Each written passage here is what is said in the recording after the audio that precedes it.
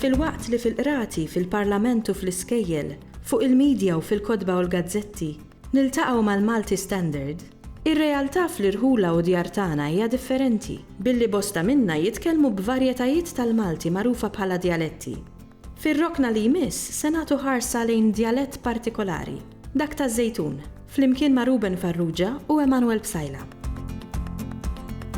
Id-djalett Żejtuni l-ewwel nett jien għaraf.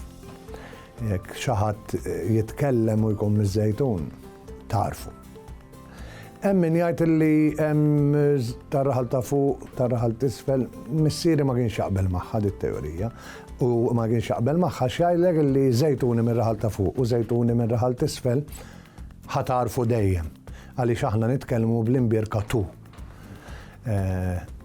Għandna it-tu u lu. Lu intuwa ħafna poter lu, il-vokali hu.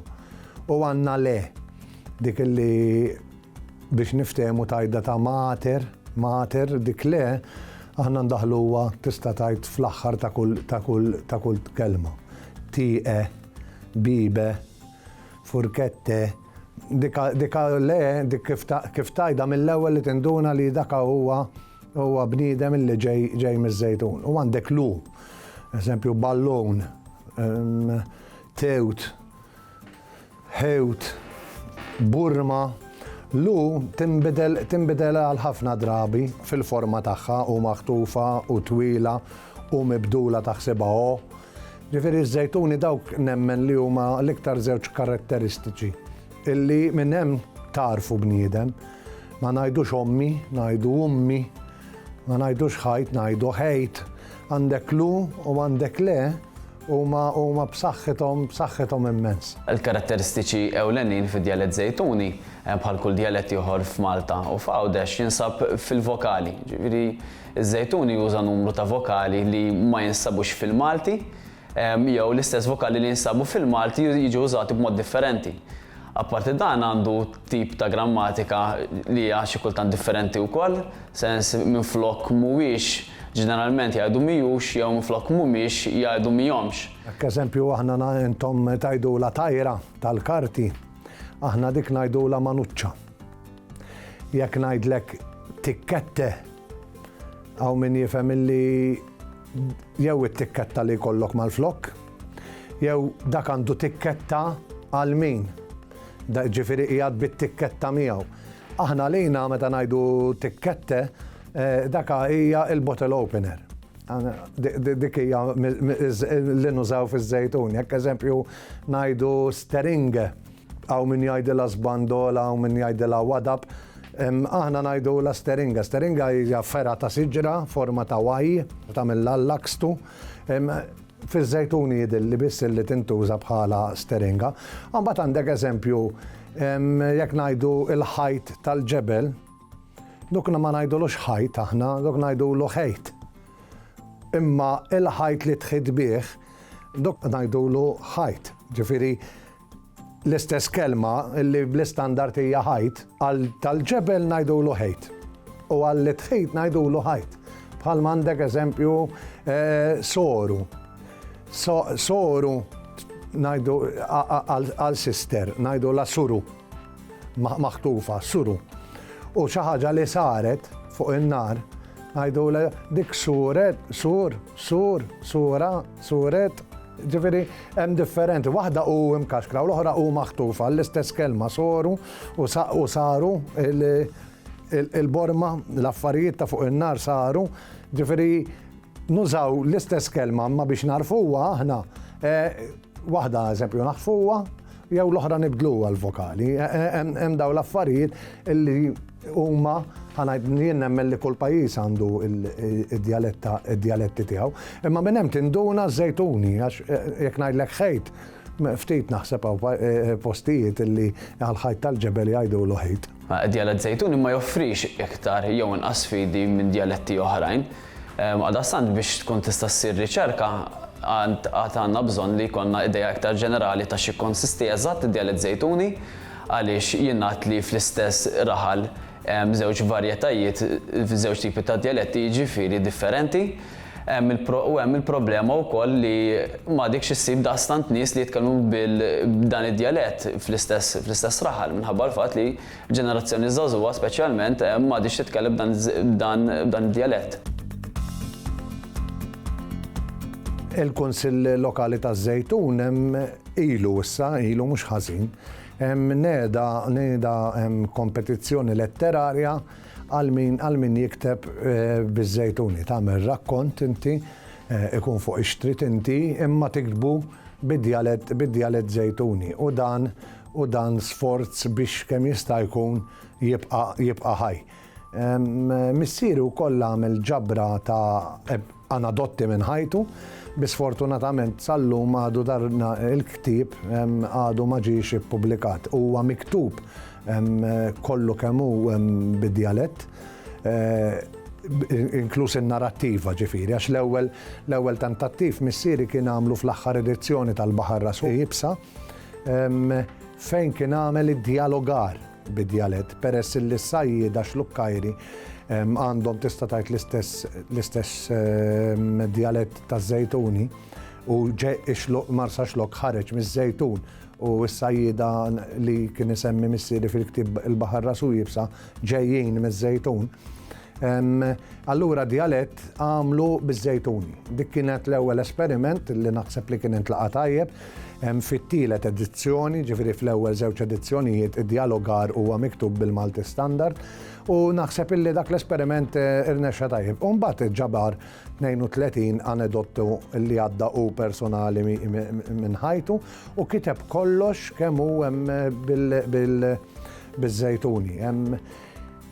Nixtieq li xi darba nsib il-ħin kif kont wettu meta kien duħaj illi dan il-ktieb fl-aħħar nippubblikaw għax għandek patrimonju. U stess kien irrekordjah, ġifieri iż-Żejtuni ta' dawk il-32 novella għadu preservat, għadu għalkemm għadu ma ġiex ippubblikat, la jkun ippubblikat ukoll li tista' tisma' inti lilu stess jitkellem biż-Żejtuni kif tatulu ommu, għax hu hekk kien jgħid, kif tatulu ommu.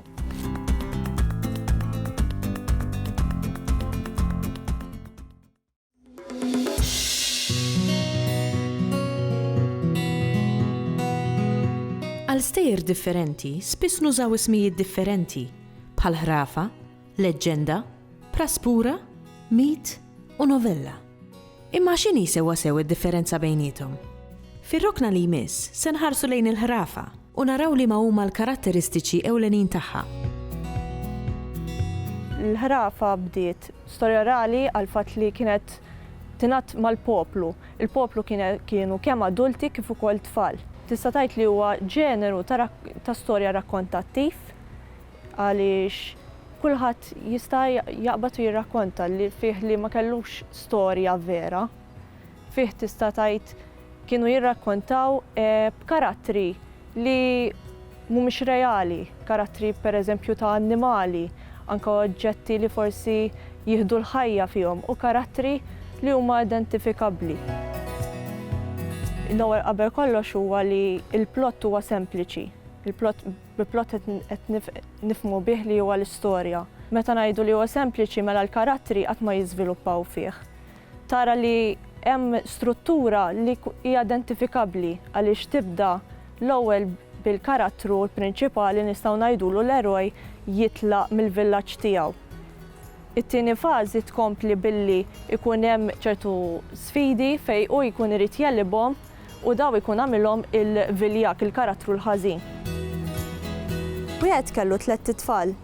Ħolmu ħolma waħda li għandhom jagħmlu xini jimxi fl-art u jiżżewġu għand is-sultan. Telaq il-kbir u mar. Iltaqa' ma' mara xieħa u qartlu: "Fejn inti sejjer? Sejjer nagħmel xini jimxi fl-art." "Imela, inti tagħmlu? X'għandek fix-xkora?"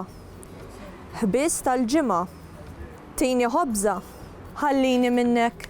Jarrak l-ewwel pass li tagħti tikser driek. Kisru u ħadu ħant missier. Il-fustan iġralu pal-ħuħ.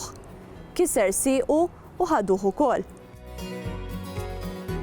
Mbagħad ikollna l-aħħar fażi fejn l-eroj ikun qed jeleb l-aħħar sfida tiegħu, ikun qed jiltaqa' mal-viljak u hemmhekk jakkwista l-premju li jkun dejjem xtaq. Kellu s-sultan xini li bilkemm kien iżomm fl-ilma, qallu issa għandek tmur u terġa' tiġi bih. Sejjaħ lil daka u qallu oqgħod bżaqqek il fuq sakemm niġi. Dan qatt u dak mar u ġie. Is-sultan mela żewġu. Mar bl-arusa għand ommu u għand missieru u marru joqogħdu mas-sultan. Nistgħu ngħidu li l-ħrafa għandha żewġ skopijiet. L-ewwel skop huwa li tagħti pjaċir, divertiment, u kif ukoll fl-istorja stess kun qed tgħaddi talima morali bejn it-tajjeb u l-ħażin li magħha il-poplu ikun jista' jassoċja magħha. Fost il-ħrejjef popolari għal-Maltin nistgħu ngħidu li hemm il-ħrejjef li ta' ġaħan, bħal pereżempju l-ġaħan u l-bieb u l-ġaħan u l-fliles. Hemm ukoll xi ħrejjef ta' Eżopu li pereżempju hemm il-ħrafa taċ-ċawla u l-volpi, pereżempju. Madankollu daw iktar huma jafuhom l-adulti għaliex da żmien ħafna mit-tfal huma iktar qegħdin joqorbu iktar għal ħrejjef Ewropew. Pereżempju nistgħu nsemmu bħal Cinderella, magħrufa bħala ċiklenfusa. Ħrejjef nista' ngħid li huma popolari għal fatt li inti meta tirrakkonta storja fija tinkludi kemm l-element fantastiku, kemm l-element maġiku, kif ukoll allegoriku fiha. Allura l-fatt li inti qed tissawwar dawk fi storja rakkontattiva kemm l-itfal u kif ukoll l-adulti tiġbdilhom l-attenzjoni fihom. Allura qishom ikunu qegħdin jistennewhom daw it-tip ta' stejjer, fl-istess ħin qegħdin jitgħallmu minnhom ukoll. Huma parti mill-tradizzjoni Maltija, allura għandna nżommuhom bħala ġeneru orali importanti.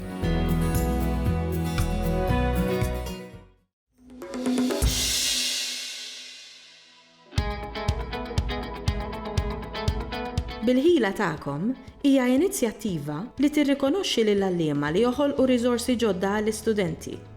It-tim tal-Sinna tkellem ma' Anton Falzon, assistent kap fi skola primarja tal-Istat, li flimkien ma' edukaturi oħra ħadem fuq ktieb diġitali. Bil-ħila tagħkom hija skema tal-Aġenzija Nazzjonali tal-Litterizmu li naturalment ħeġġeġ lilna l-edukaturi biex noħolqu riżorsi innovattivi għat-tagħlim tal-Malti b'mod partikolari.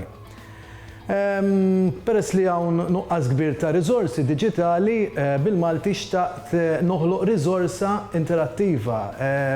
Jekk it-tfal tagħna sa minn età żgħira ma jkunux esposti għall-ilsiem Malti permezz ta' mezzi diġitali minn età bikrija, jiena naħseb li ikun hemm iċ-ċans li dawn jitilfu il-vokabularju bażiku bħal ngħidu aħna in-numri, il-kuluri u x'naf jien biex ngħidlek. Din hija sfida li bħala nazzjon qed niffaċċjaw fl-era diġitali u allura inħeġġeġ ukoll lill-edukaturi oħrajn bħali biex huma wkoll joħolqu aktar riżorsi bħal dawn. Issa rigward l-istorja li ktibt jien, isseħ fil-ġnien ta' Sant'Anton fit-tfulitna ta' spiss konna nżuruh bħala tfal biex anke naraw l-annimali l-lum il-ġurnata forsi naqsu xi ftit l-annimali. Imma minn Sant'Anton kont ħadt l-ispunt biex anki niżviluppa din l-istorja għalkemm l-lum kif qedtilkom m'hemmx annimali f'Sant'Anton, xorta waħda it-tfal huma familjari biex ngħidlek u ġieli anke żaru l-ġonna ta' Sant'Anton. Huma jistgħu jorbtu l-ġrajja tal-xtadini ħelwin mal-esperjenzi tagħhom. F'kull paġina wieħed isib l-animazzjonijiet u anki l-mużika fl-isfond. Naturalment it-tfal meta jaraw dawk il-kuluri, dawk l-animazzjonijiet jiċċaqilqu jimmotivhom aktar l-tfal. Allura ktieb bħal huwa dan għall-ktieb li qed ngħid ċertament iħeġġiġhom biex jaqrawh.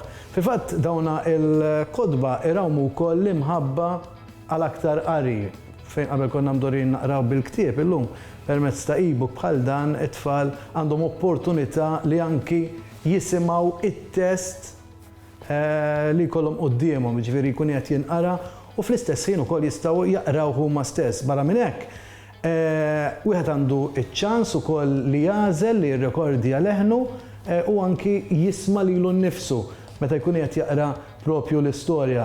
Il-kliem waqt li jkun qed jinqara ikun anki mixawl biex it-tfal ikunu jistgħu jsegwu aħjar dak li qed jinqara. Teb ngħidlek li mal-ktieb hemm ukoll diversi attivitajiet edukattivi u ta' gost biex anki wieħed jifhem il-qari li jkun qed jaqra l-istorja li jkun hemm qudiemu. Hemm logħob bħal ngħidu aħna il-fittiexa wieħed joqgħod ifittex il-kliem, kliem li jkun diġà der u ntuża fl-istorja, imma għat l-istampa tipo ta' jigsaw puzzle għati kulur lill-istampa, insomma mexxi l-kelma biex timla l-vojt u x'naf jien. Ekku, il-ktieb huwa friendly biex it-tfal li jkunu għadin jużaw, it-tfal ta' tielet u raba' sena b'mod speċjali, għandhom struzzjonijiet ta' kif wieħed juża il-ktieb partikolarment, hemm mbagħad taqsima oħra, id-daħla għall-karattri u anki l-istorja in ġenerali. Kif qedtilkom diġà, wieħed jista' jaqra l-istorja u jirrekordja lilu nnifsu u wieħed jista' jisma' l-istorja u anki ġast jaqra mingħajr ma jisma' xejn biex ngħid hekk. U hemm l-attivitajiet. Wieħed jista' jniżżel din l-istorja dal-ktieb diġitali mis-sit elettroniku malti.skola.edu.mt.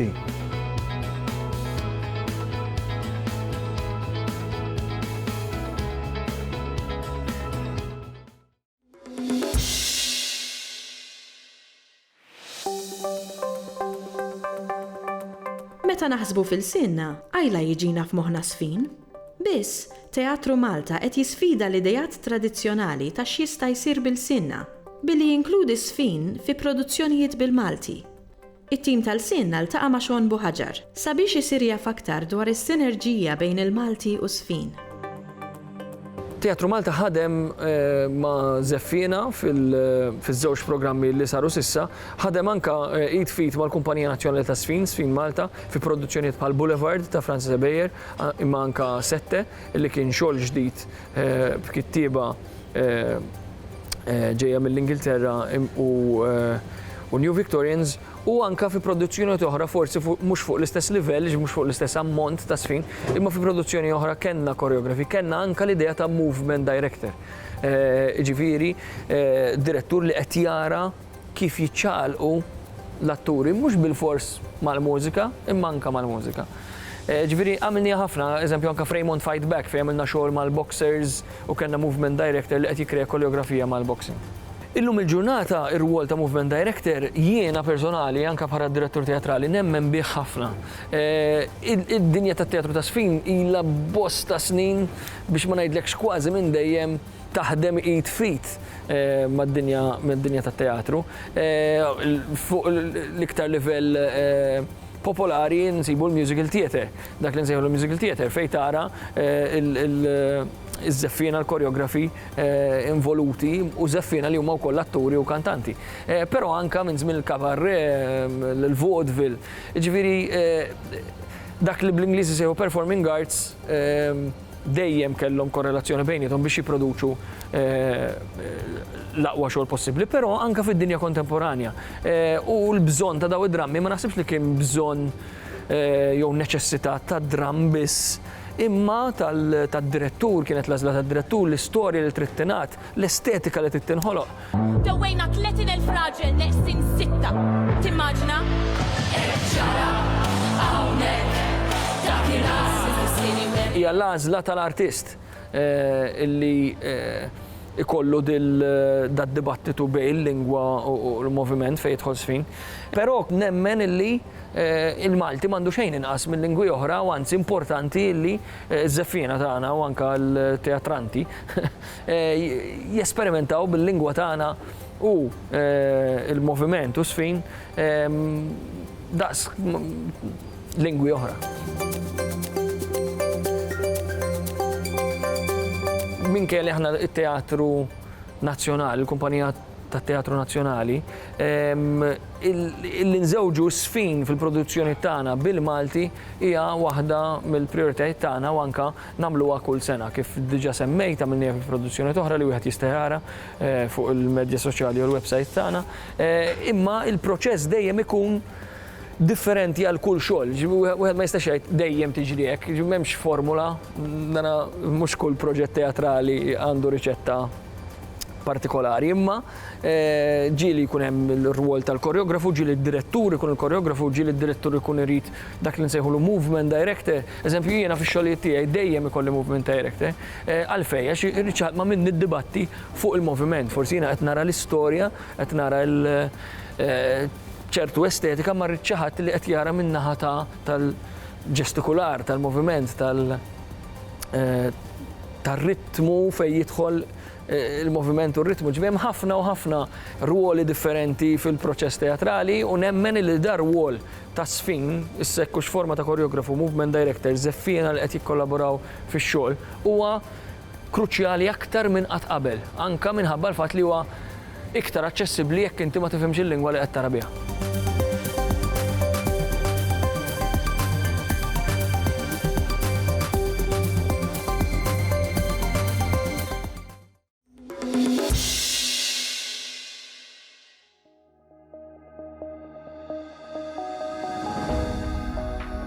Minkejja l-impenji tiegħu fil-politika lokali u dik Ewropea, Alfred Sant xorta jibqa' jsib il-ħin sabiex jikteb xogħlijiet letterarji mirquma ħafna, minn drammi sa novelli u saħansitra romanzi, kitbiet li wasluh sabiex fl-2020 jirċievi l-aktar premju prestiġjuż mill-Kunsill Nazzjonali tal-Ktieb.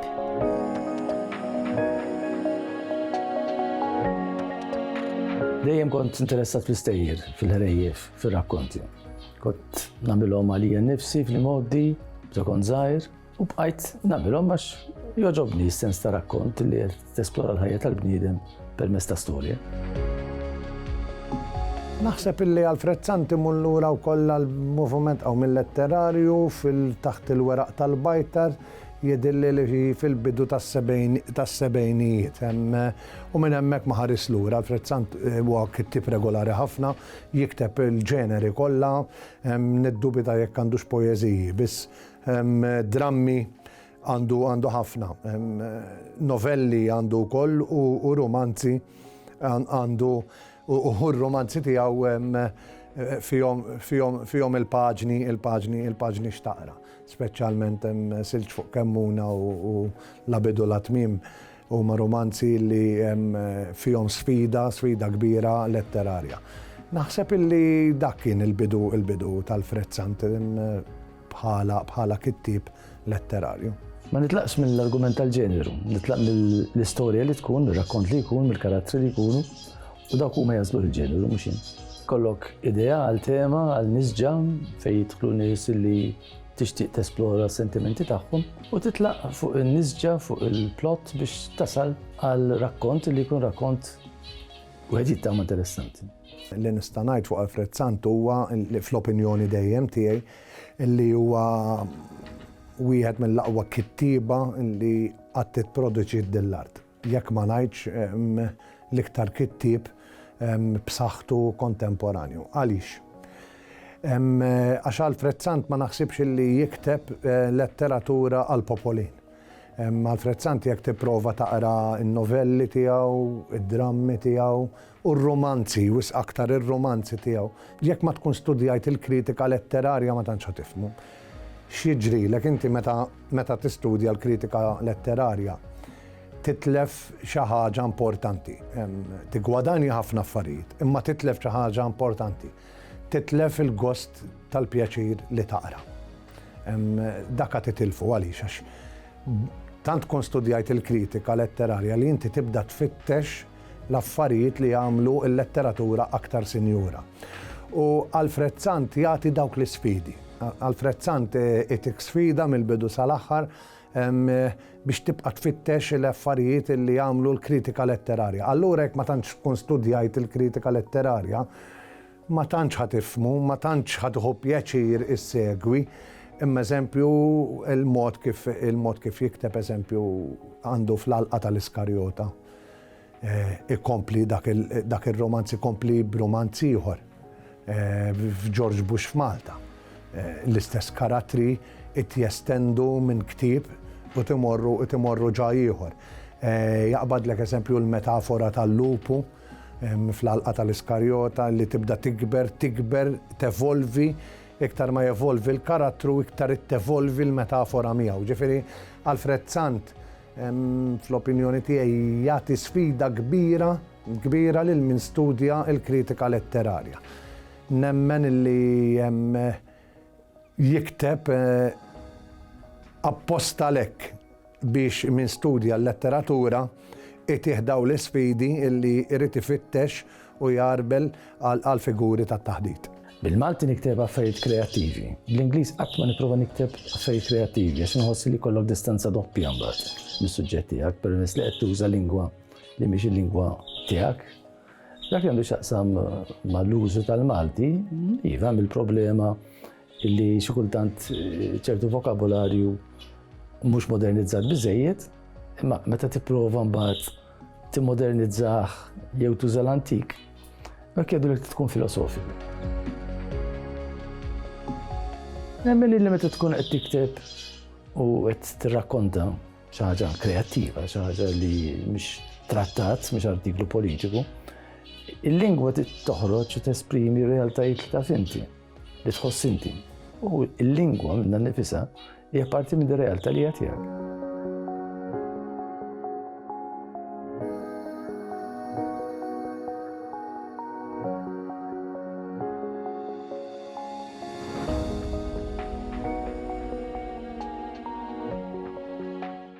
Il-Sinna jixtieq jirringrazzja lill-Kunsill Nazzjonali tal-Ilsien Malti, lid-Dipartiment tal-Malti fil-Fakultà tal-Arti l-Università, lill-Ministeru għall-Edukazzjoni u x-Xogħol u lill-Aġenzija Nazzjonali tal-Litterizmu.